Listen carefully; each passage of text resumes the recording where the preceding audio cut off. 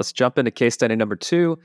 This is a professional service company, and I'm sure you get this request, I don't know, once a month, which is we want to rank number 1 on Google for X. So tell us how you actually were able to achieve that for this company. This is not an easy one to report on in a way because I was disappointed with the results of this project. They are darlings in the media.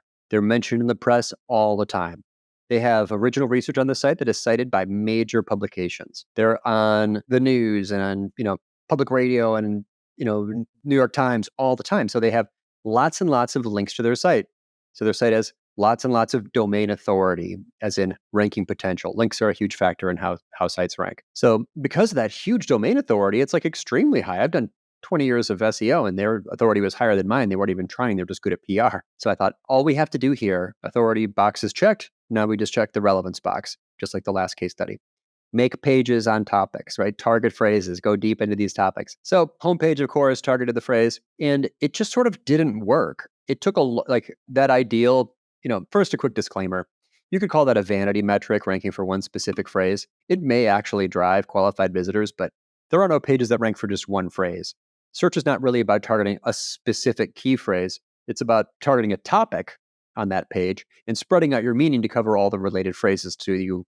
Any page that ranks for one thing should rank for dozens of closely related things. So I squirm a bit when people tell me they want to rank for one specific phrase. That's not what the veteran SEO thinks about. That's not a senior marketer's mindset. It's just one phrase, like exact matching quotes key phrase. But I predicted it would work, and it didn't, Steve. It took a long, I'm not sure, I don't know for sure why, but it took almost a year of time going back and checking that phrase and making some minor edits to the page, but they slowly climbed up from 15 to 1. It took a long time. So that's got to be the fun part of SEO is it's a very technical understanding. The downside is what you just described, where you're doing everything that you know is to be a good thing. Do you often find that as you're sometimes you just are I don't know why this is happening. It shouldn't, but it's a little bit of a treasure hunt, I imagine. Yeah, it's a black box. So there is no correct answer. There are best practices and there are experts, and you can talk to them and everyone will have a perspective. I've had people call me and use me as a third party neutral perspective on why something is not working. So a bunch of SEOs get on a call with me. They say, Andy, can you look at this URL? Look at this key phrase. Look at this data set. Tell me what I'm not doing here. The simplest version is to say that there's 2 main search criteria, authority and relevance, as in links and content. If both those boxes are checked, then you fall back on some things that get much more squishy, things for which there's less research and evidence, such as user interaction. Do the visitors who click, this is fun actually, and it's important perspective, do visitors who click from Google and land on the page stay for a while? Or are they annoyed or disgusted or confused and hit the back button? That is not something that we can ever really measure because there aren't data sets large enough to find a true correlation between dwell time on page from search, and rankings, because you can't see everyone's dwell time. You'd have to have access to every website's analytics. Mm-hmm. Therefore, a common explanation when nothing else seems to be working is that there's something wrong with the user's experience on the page.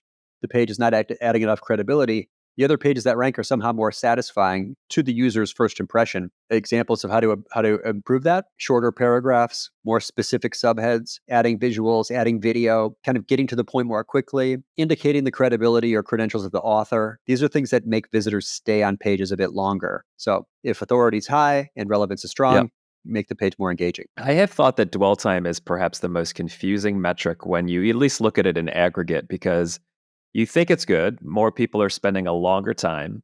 But then at the other side of that story, it can be, no, they're not accomplishing a task. Therefore, they're frustrated and spending more time. How do you reconcile those 2 different mindsets? Well, it's similar with e-commerce and pages per visit. It's wow, this site's super engaging. The average visit has 12 pages. That's actually sometimes a sign of confusion. So there are such a thing as the Goldilocks metrics, where they shouldn't be too high, they shouldn't be too low. Dwell time, though, is probably less of a concern that way because it's only for visitors who come from search. And if time on page is very low for visitors from search, that's probably bad.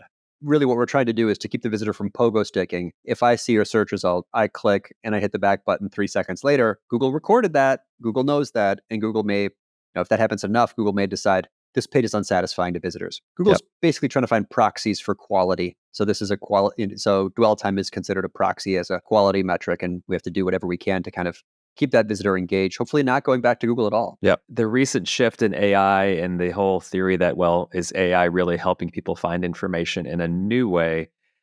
I saw some data recently that said, no, we actually look back at the last 6 months and search volume on Google has increased. That's another fascinating topic. Maybe we save that one for Q&A. But as it relates to dwell time and things like that, I'm always interested in the impact of new methods of people finding what they're looking for within solutions as opposed to just Google, which is indexing content.